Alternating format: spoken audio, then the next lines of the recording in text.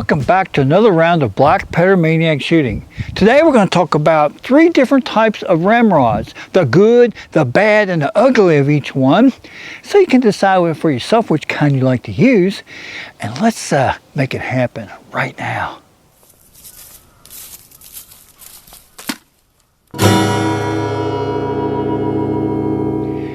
For the most part, I'm more or less a pouch shooter, meaning that you shoot out of the pouch that you carry on your sides and not necessarily at the range.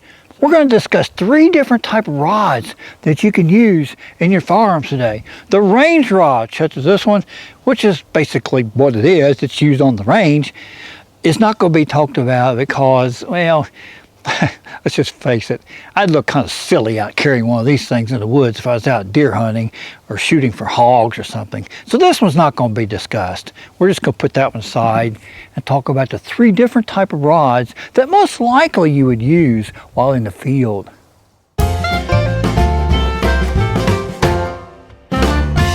The wooden rod. Now I have a Lyman's Great Plains rifle, and I have basically the wooden rod that comes with it. This is the one that came with the firearm when I bought it. I don't even know what kind of wood it's made, but it's worked fairly well. But this is one that I made up for it last year. I bought 2 of these hickory rods from Mike Eder up at Flintlocks LLC in Friendship, and I bought the tips to go on each end and let this one soak in a tube of kerosene for I think 4 or 5 months before I took it out to use it, and it's kind of hardened it up a little bit. I still have the other one soaking up there in my shed, and it's been up there for almost 2 years now, so I need to get that one out and get some tips put on this one. I made this rod for less than $10, but the good part about it is it looks kind of period correct for the gun. Now this is a Lyman's Great Plains, so it's kind of a Western type firearm. It looks good for that gun, and I cut it to fit so it fits right in the thing. Now the bad part about these things is you cannot, when you're loading the firearms, you cannot put it in your muzzle here and grab way up here to try to start it, because chances are you'll bend it. So what you want to do is get down here 6 or 7, 8 inches from the bottom of the rod and slowly push it down as such. It's less chance of breaking it. Now the ugly of this particular rod is this. If you happen to do this I'm talking about, you could split it out, which I have done several of them on the Pedicoli gun I'll show you in a minute, and almost run one through my hand. So rule number 1, you never push too hard on your ramrod. Broke it already. Wonderful. Only got the ball halfway down. So I'm done till I get got the ball halfway down. So I'm done till. Yep. Listen to the fellow on the video there. Yep. I was done early. I broke the ramrod. I was getting ready to get another one anyway because I kind of made this prediction just a few minutes ago, which surprised me. This one's 62 caliber. It does come with a wooden ramrod, which I'll be replacing that for long because I'll have that one broke. We'll get a fiberglass to put in there. So you cannot be very forceful or aggressive using the wooden rods.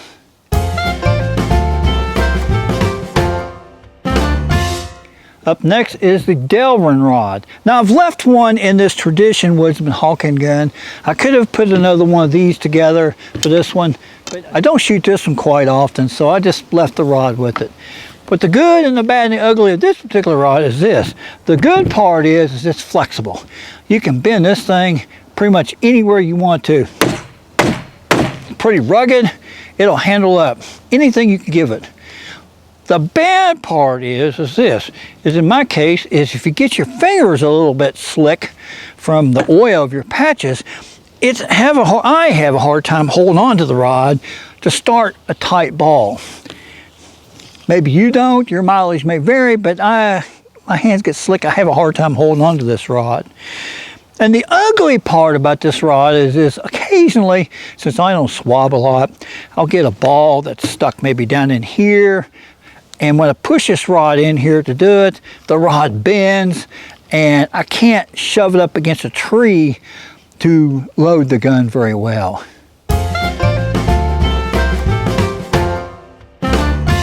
let's move on to the fiberglass rod. This is probably one of my most favorite rods, even though it creates a lot of controversy using it. But the good part about this, it is rugged. I've used this thing to push balls down against trees. You ain't gonna hurt this rod. It is a beast. It almost makes a good missile coming out of your gun. The bad part of using this particular rod is if you use it as is, you'll get slivers in your fingers from the fiberglass shavings. And after I've been digging them out of my fingers when I first got this, I thought there's got to be a way to fix this up so it won't do that. Well, I solved that problem by putting a can of spray paint polyurethane on the rascal, and it stopped that problem. I'll just spray it up and down, let it sit for 30 minutes or so till it dries up, and it works great. I can use this thing now without getting slivers in the hands. Makes it great. Now the ugly part is, well, I guess there isn't really any ugly part in my opinion. It is a firearm that does not look period correct when you put it in there, but I don't really care about period correct. I just want it to work. Now the controversy that I've heard from a lot of folks about this is this. There's a highly contested or debatable topic about using fiberglass rods with your guns. So what I would like to do is show you what the debate's about and let you decide for yourself whether you wish to use the fiberglass rods or not. All right, here's what the debate's about. I've read everywhere, it seems like on the internet, that fiberglass rods damages the rifling in your barrel. Well, let's talk about that for just a moment. If you're using a rod with no tip on the end of it, well, this one does have one on there, then you're probably right. It will damage the rifling in your barrel because fiberglass are pretty tough materials. But this particular rod has a metal end on it. I think it's copper, but it might be brass. Regardless, it is wider than the rod is. So as you stick this thing down into the end of your gun, most folks will ideally put them right in the middle and push them down on top of the load. That's what you want to do. But even if you get off to one side, such as this, the tip on this will hit the rifling on the back side, and on this side, it will only touch the very tip or the edge of the muzzle. So there really isn't any way, in my humble little opinion, that this rifling could be damaged in this particular barrel when it's only touching right here at the end. Another point to make is a lot of shooters flip the ramrods over and use the jag end to push the ball down. I generally use the other end, but to each his own.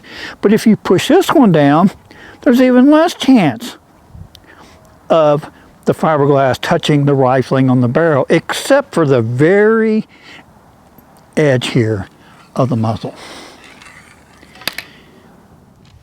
So you're probably confused by that. What's he talking about? All these different rods and so forth. It's a matter of preference. So which one do you want to use the best? Well, frankly, I kind of use all three of them. The wood one works good if you're into parades or you want to go to period correct outing at some rendezvous, which they are strict on that. Stick the wooden one in there. If you don't mind a little bit of flexibility, the Delrin Rod works great, and I use that one quite a bit. The fiberglass rod is absolutely rugged. Appreciate you guys watching every week, and remember, Jesus does love you, and we'll catch you on the next adventure. I wonder if these things make good drumsticks or not. I'm no drummer. You can tell that. We'll see you next time.